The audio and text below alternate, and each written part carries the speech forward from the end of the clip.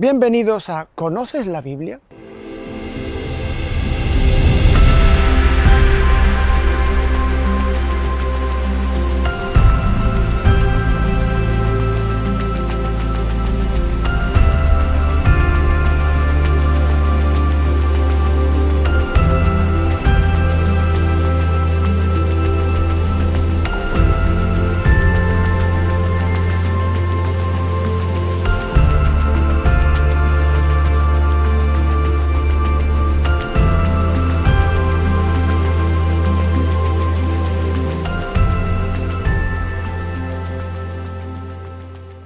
Hola a todos, pues aquí me tienen otra vez con la Biblia en la mano, que nada mejor, ningún otro libro más adecuado para hojearlo, leerlo, meditarlo y paladearlo constantemente.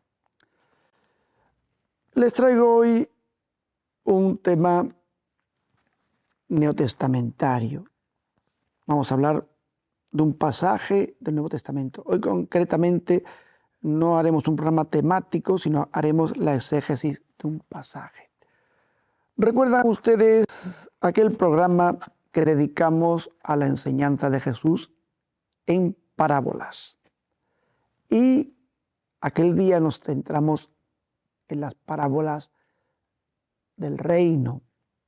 Hoy vamos a irnos al Evangelio de San Lucas y vamos a poner nuestra mirada en una de las llamadas parábolas de la misericordia.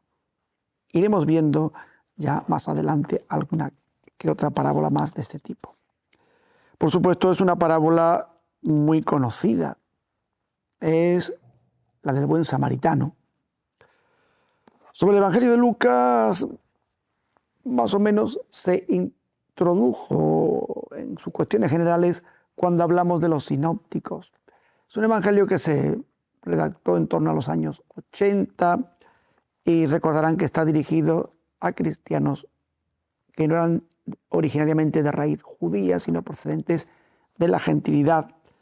En cuanto a San Lucas, el autor del evangelio, pues lo tenemos estrechamente vinculado a la figura de San Pablo, tanto que era, creo que ya lo dijimos en algún programa, un discípulo predilecto del apóstol, y la influencia paulina se aprecia mucho en los textos de San Lucas, tanto en el Evangelio como en los Hechos de los Apóstoles. Recuerden que San Lucas escribió ambas obras, el Evangelio y los Hechos, para leerlas en continuidad, para que ambas fueran primera y segunda parte de una obra única.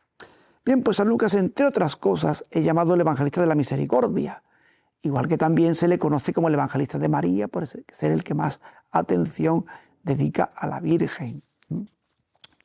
Y bueno, pues son dos de los títulos que se le dan a San Lucas. Y también pues el evangelista de los pobres. En fin, tiene toda una serie de atributos que se le dan a su evangelio. Más o menos yo creo que con estas pinceladas hemos introducido al evangelista. Como decía hace un segundo, se le llama evangelista de la misericordia porque toca mucho este tema, ¿no? Y vamos a leer una de las parábolas más representativas de este género, la del buen samaritano. La tienen ustedes en Lucas 10, 29 a 37. Esa es la cita evangélica que ustedes tienen que leer y meditar en sus casas para sacarle más jugo al texto evangélico. Bueno, pues vamos a centrarnos ya en el texto y lo primero que hacemos es ponerlo en contexto. La pauta nos la da bueno, antes de la parábola en sí tenemos unos versículos introductorios. Yo he citado solamente el texto de la parábola, pero es importante leer los versículos del 25 al 28. ¿Por qué? Porque son el contexto inmediato para que Jesús pronuncie esta parábola. En este pequeño fragmento, en esta pequeña perícopa, Jesús va a hablar del gran mandamiento. Dice el texto: se levantó un legista, maestro de la ley, y le preguntó para ponerle a prueba. La idea de poner a prueba no significa exactamente hacerle a Jesús una pregunta capciosa, digamos, para tratar de ponerlo en evidencia o para tratar de cogerlo en un error. A veces sí, poner a prueba significa eso. Pero otras veces significa para ver su capacidad de respuesta, su sabiduría, el discernimiento de Jesús. Si es un maestro que da respuesta correcta, que puede satisfacer las demandas de aquellos que acuden a él buscando asistencia y asesoramiento en la ley del Señor y conocimiento espiritual de la misma. Bueno, intentan ver la solvencia de Jesús en el conocimiento de la ley, de la Torá. Así que le pregunta: Maestro, ¿qué he de hacer para tener en herencia la vida eterna? Es decir, la pregunta versa sobre una gran aspiración humana que arranca desde el paraíso, donde aparecía el árbol de la vida, para heredar la vida. La vida también era una de las grandes aspiraciones de Israel. De hecho, para Israel la vida está vinculada a Dios, que es el Dios de la vida. Tiene que apegarse al Dios vivo para vivir. Deuteronomio dirá: hoy pongo delante de ti la muerte y la vida. Elige la vida y vivirás. Por tanto, el israelita persigue siempre la vida. Bien. Obviamente Jesús le responde apelando también a la Torá. ¿Qué está escrito en la ley? ¿Qué lees en ella? ¿O cómo la lees? Dicen otros textos, ¿no? Jesús apela a la fuente de la vida. Precisamente el maestro de la ley va a responder con el Deuteronomio, el mismo libro en el que se habla de elegir entre la vida y la muerte. Y le responde con el capítulo 6. Amarás al Señor tu Dios con todo tu corazón, con toda tu alma y con todas tus fuerzas y con toda tu mente. Y después también responde con un pasaje del Levítico.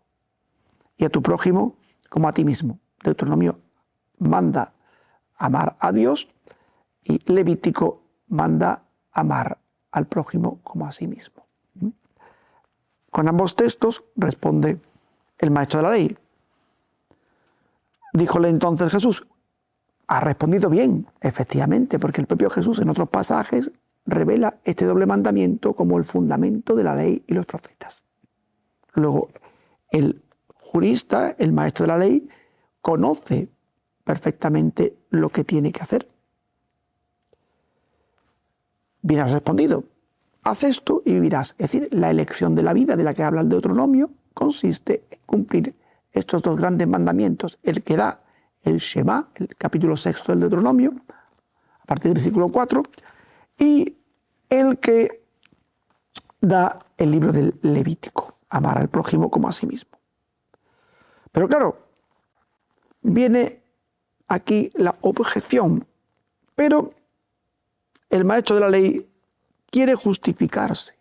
Es decir, él trata de aparecer como justo. Justificarse no es solo buscar una excusa, sino encontrar una razón objetiva que le lleve a hacer bien lo que él mismo le ha dicho a Jesús que tiene que hacer. Y le formula una pregunta retórica: ¿y quién es mi prójimo? Curiosamente, la pregunta sorprende, porque dice, bueno, ¿no es capaz de identificar a su prójimo? Pues es difícil, porque para el Antiguo Testamento y para la Torá, el prójimo estrictamente es el israelita. Los foráneos, aunque no siempre tienen que ser tratados mal, no alcanzan la categoría estricta de prójimo. Hay pueblos a los que Israel no debe ser hostil. Recuerden, por ejemplo, la Torá también dice: no ser hostil con el egipcio porque fuisteis forasteros allí, no ser hostil con el edomita, por ejemplo, pueblos en los que el israelita no tiene que ser hostil, pero no son estrictamente prójimos. Además, de la Torá escrita existía toda la tradición judía, la Torá oral, que tenía muchísimos preceptos, un gran número de preceptos positivos y otro gran número de preceptos negativos. Y finalmente era complicado definir la categoría de prójimo. ¿Quién es mi prójimo exactamente? ¿A quién tengo yo que amar como a mí mismo? Jesús, como de costumbre, no responde con una definición. Lo decíamos el día de la enseñanza en parábolas. Jesús no es un creador de conceptos. Va a responder con una parábola. Recuerden que la fuerza de la parábola reside en una situación vital, una comparación que proyecta a un significado mucho más profundo, que es el que el oyente tiene que captar. Pues es lo que Jesús va a hacer con este maestro de la ley. Él le pone una situación que ayude a este hombre a identificar a su prójimo. Y así comienza. Bajaba un hombre de Jerusalén a Jericó. Ya saben que Jerusalén es tan alto y hay que bajar, ¿no? Y cayó en manos de unos bandidos que después de despojarle y darle una paliza, se fueron dejándolo medio muerto. Le pone un caso frecuente. Los caminos eran muy inseguros y una persona podía ser asaltada, vapuleada y normalmente asesinada para robarle. O sea que la gente que está escuchando, empezando por el maestro de la ley que le oye, entiende un caso vital, normal y hasta cierto punto frecuente. Bien, pues aquí tenemos un señor que yace en el camino, que es ignominado. Jesús no le da nombre. Dice, bajaba un hombre, una cierta persona. No tiene nombre, no tiene ocupación que se diga de él, no tiene etnia, es totalmente indefinido, totalmente innominado. Bien. Casualmente, dice también, no hay nada prefijado, no hay ningún plan estratégico, bajaba por aquel camino un sacerdote. Este lo ve y da un rodeo. De igual modo, un levita que pasaba por aquel sitio lo vio y dio un rodeo. Para el lector puede ser bastante extraño que dos personajes eminentes de Israel, un sacerdote y un levita, vean una persona necesitada de auxilio y pasen de largo y omitan su auxilio. Más que en la sociedad contemporánea estamos acostumbrados a que el prestar auxilio es un deber civil. De hecho, está penalmente sancionado no prestar auxilio cuando se ve a alguien accidentado y pasar de largo, ¿no? Bien, pues eso llama mucho la atención. Y la tendencia inmediata es pensar que eran malas personas porque estaban negando auxilio a este hombre en el camino. Pero hay una razón importante para que dieran ese rodeo. Los dos estaban vinculados al culto. El sacerdote tenía que oficiar y presentar las ofrendas y los sacrificios a Yahvé. Y el levita tenía que asistir en el templo. Ambos personajes tienen que mantenerse en un estado de pureza ritual.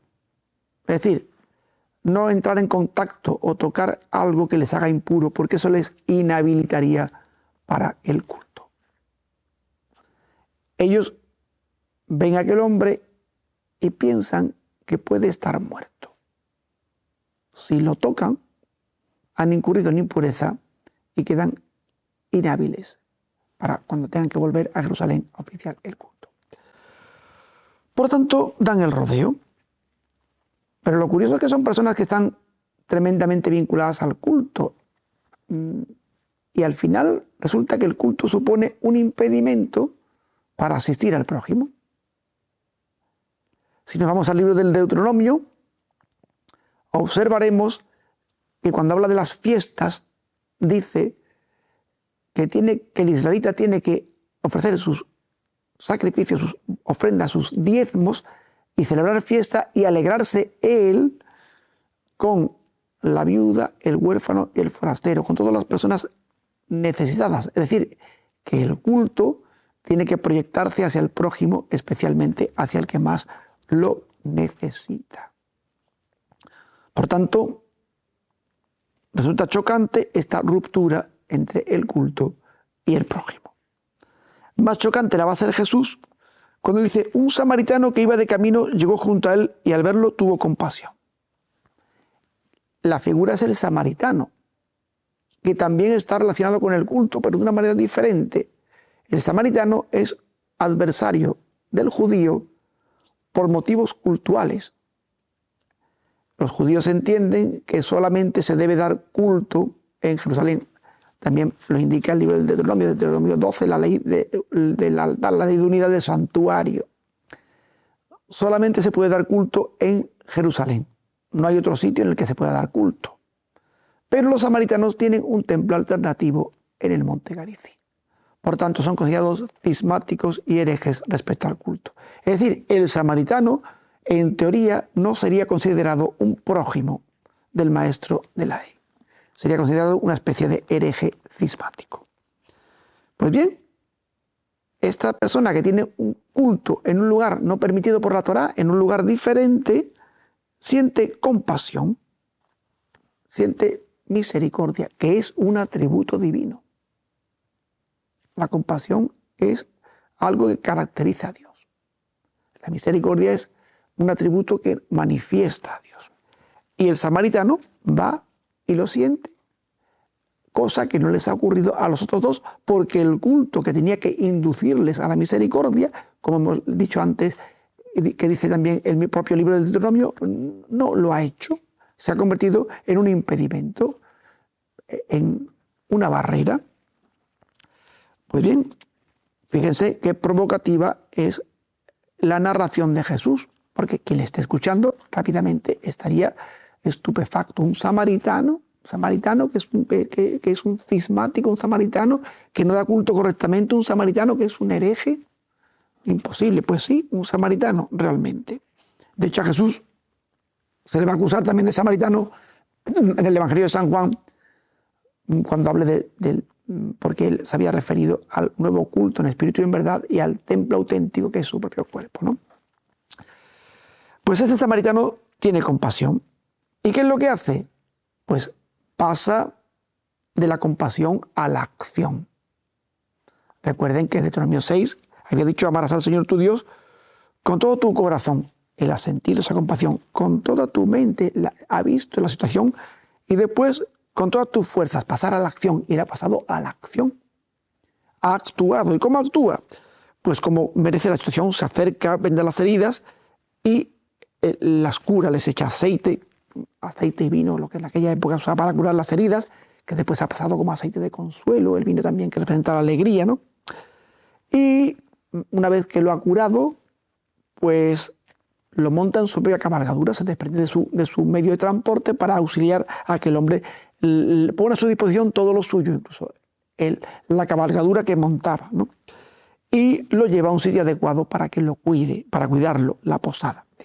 Por tanto, pasa a la acción, se pone a su servicio, lo cura, pone a disposición lo suyo y lo lleva a un sitio adecuado para que pueda reponerse.